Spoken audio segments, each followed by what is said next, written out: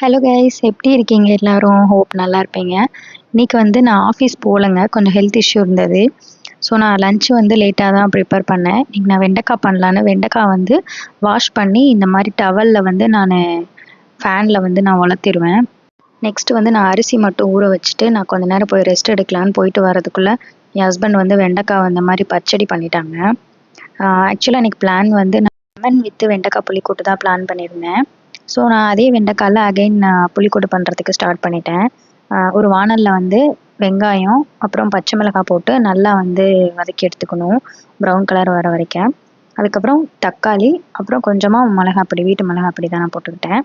அப்புறம் இதில் கொஞ்சம் சால்ட்டு, ஏன்னா ஆல்ரெடி நம்ம வெண்டைக்காய் பண்ணி வச்சுட்டோம், அதனால் சால்ட்டு போட்டிருப்பாங்க. ஸோ நான் லைட்டாக தான் போட்டுக்கிட்டேன். அப்புறம் அந்த ஆல்ரெடி பண்ண வெண்டைக்காவை நான் இதில் அப்படியே போட்டுட்டேன். அப்புறம் சாதம் வடிச்சிட்டாங்க. ஸோ நான் லெமன் பண்ணுறதுக்காக ஒரு வானலில் ஆயில், கடுகு, கருவேப்பிலை, அப்புறம் வரமிளகா 2, அப்புறம் பூண்டு, பெருங்காயம், அப்புறம் ஒரு 4 கடலைப்பருப்பு போட்டுக்கிட்டேன். அப்புறம் அவ்வளோதான், லெமன் தாளிச்சாச்சு. அது கூடவே வெண்டைக்காய் புளிக்கூட்டும் வச்சாச்சு. ஸோ ரெண்டுமே காம்பினேஷன் செம்மையாக இருக்கும். நான் ரெஸ்ட் எடுத்துகிட்டு ஒரு 6 மணிக்கெலாம் வெளியே பார்க்குறேன், செம்ம ரெயினுங்க. சூப்பராக இருந்தது பார்க்கவே.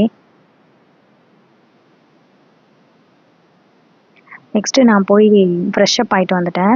ஃப்ரெஷ்ஷப் ஆனோடனே நான் சும்மா டிவி முன்னாடி உட்காந்து கொஞ்ச நேரம் ரிலாக்ஸ் பண்ணிகிட்டு இருந்தேன். அதுக்கப்புறம் ஏதாவது சாப்பிடணும் போல் இருந்தது, மழை வேறு பெய்யுதுல.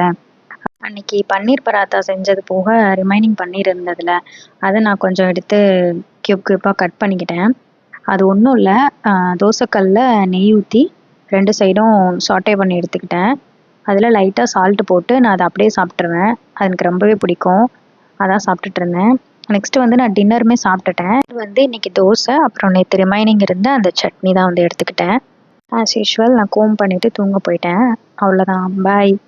அப்புறம் நான் போடுற வீடியோ உங்களுக்கு பிடிச்சிருந்தது அப்படின்னா சப்ஸ்கிரைப் பண்ணிக்கோங்க, லைக் பண்ணிவிட்டு பாருங்கள், எனக்கும் சப்போர்ட்டாக இருக்கும்.